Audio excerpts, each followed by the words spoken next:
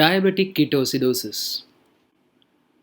In this video, we will discuss a brief overview of pathogenesis of diabetic ketoacidosis and its clinical presentation. In the next video, we will discuss the management principles and complications. Diabetes is a state of hyperglycemia due to defective insulin secretion or insulin action or both. We know there are two types of diabetes, type 1 where there is absolute or relative lack of insulin, or type 2 where there is insulin resistance. Diabetic ketoacidosis is a medical emergency with severe hyperglycemia. Usually there is an identifiable stressor which causes complete insulin deficiency and a counter-regulatory hormone excess.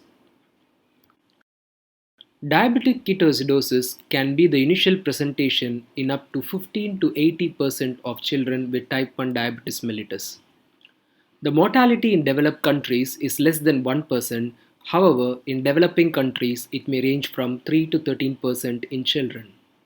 Both type 1 and type 2 diabetes can develop diabetic ketoacidosis. The diagnosis is essentially laboratory based.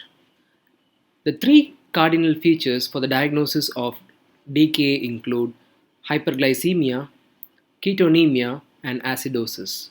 Let us try to understand the normal physiology of glucose metabolism in the body. The glucose gets absorbed from the gut and is transported to different parts of the body through the blood.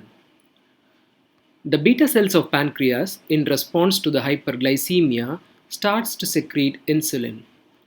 Insulin binds to its receptor and activates GLUT4 receptors. The activated GLUT4 receptors allow the entry of glucose molecules into the cell. Once inside the cell, they get phosphorylated and undergo glycolysis to form pyruvate. The pyruvate is later utilized in formation of energy. The excess glucose molecules get stored as glycogen in skeletal muscles and liver. The rest of the molecules take part in lipogenetic pathway and are stored as fatty acids in adipocytes. In diabetic ketoacidosis, the body forms autoantibodies against the beta cells of pancreas. This results in a decrease in insulin. In the absence of insulin, the GLUT4 receptors become inactive. This results in difficulty in glucose molecules to enter into the cell, resulting in hyperglycemia. This also leads to a state of pyruvate deficiency, leading on to energy imbalance. The glycogen store gets converted into glucose molecules, which are then utilized in the process of energy formation. Also, the excess glucose that gets accumulated results in high osmolar overload. This hyperglycemia, when it reaches the renal tubules, exceeds the renal threshold for sugar and gets excreted through the urine.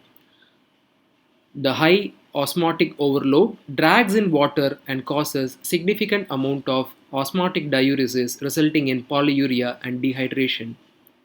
Also, the increase in osmolality stimulates the thirst centers, resulting in intense thirst and polydipsia.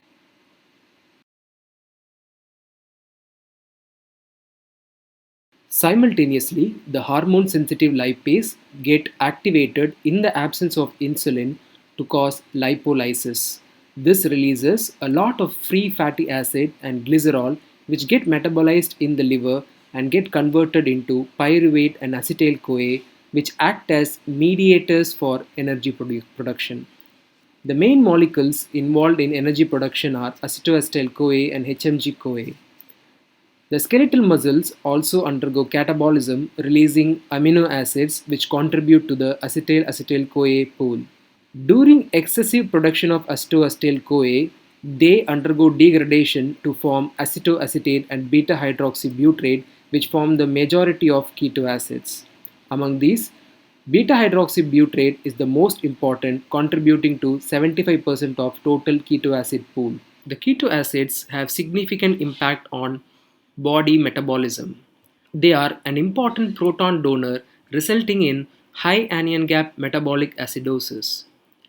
We remember that bicarbonate carbonic acid buffer play a crucial role in maintaining the acid-base balance of the body as an extracellular buffer.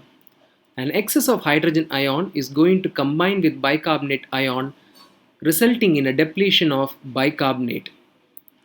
Also, the keto acids stimulate the chemoreceptor trigger zone, resulting in nausea and vomiting. As a compensatory mechanism, the body tries to reduce the PCO2 by hyperventilating, resulting in Kussmaul's breathing, characterized by rapid and deep breathing. The excess keto acids are also excreted out through the kidneys as sodium and potassium salts of ketone, resulting in ketonuria. The extracellular hydrogen ion also enters the cell through hydrogen potassium exchanger, resulting in significant amounts of transcellular shifts of potassium, leading to a normal or an hyperkalemic record.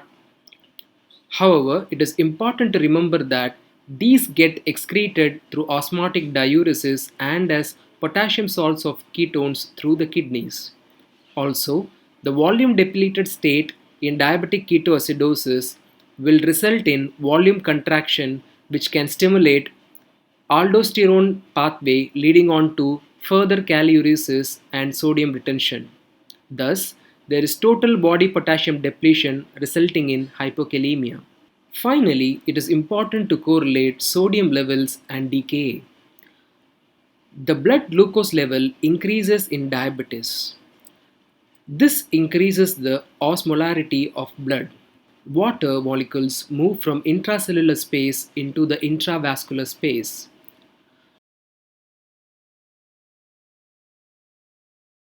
This movement of water dehydration, however, the intravascular volume remains preserved. This movement of water from intracellular to intravascular compartments will result in dilutional hyponatremia. Summarizing the pathophysiology, we know that a child can have polyuria, polydipsia, polyphagia, nausea and vomiting, deep and rapid Kussmaul's respiration, or a fruity odor of breath due to acetone, confusion and drowsiness owing to cerebral hypoperfusion or cerebral edema, especially in cases of delayed presentation. The common risk factors include young age, which is less than 2 years, and adolescent, previous episodes of DKA, low socioeconomic status, delayed diagnosis, psychiatric including eating disorders. The common precipitants for DKA include non-compliance and infection. Non-compliance occur due to insulin omission or can occur due to insulin pump failure. Coming back to diagnosis, the diagnosis of DKA is lab-based. The triad for making a diagnosis include hyperglycemia with a blood glucose of more than 200 mg per deciliter, ketonemia of more than 3 millimole per liter, and acidosis with a pH of less than 7.3 or a bicarb of less than 15 milliequivalent per liter. Not all children present with hyperglycemia. Euglycemic decay can occur in about 3 to 9% of adult and adolescents. Prolonged starvation, those who received insulin prior to presentation, an adequate fluid intake and use of sodium glucose transporter inhibitors can cause normal glucose levels in the presence of ketoacidosis. The second important component in diagnosis is the ketonemia. Blood ketone measurement is the standard test for diagnosing ketone bodies. There is good correlation between beta hydroxybutyrate and severity of acidemia. The beta hydroxybutyrate is not only used in diagnosis but also is useful in treatment purposes. If the beta hydroxybutyrate does not decrease by zero point 0.4 millimole per liter per hour following treatment, further intensification may be needed. In setting where blood ketones are not available, urine ketones can be an acceptable alternative. But there are certain problems which are associated with urine ketone measurements which one need to consider. This measures only acetoacetate and not beta hydroxybutyrate.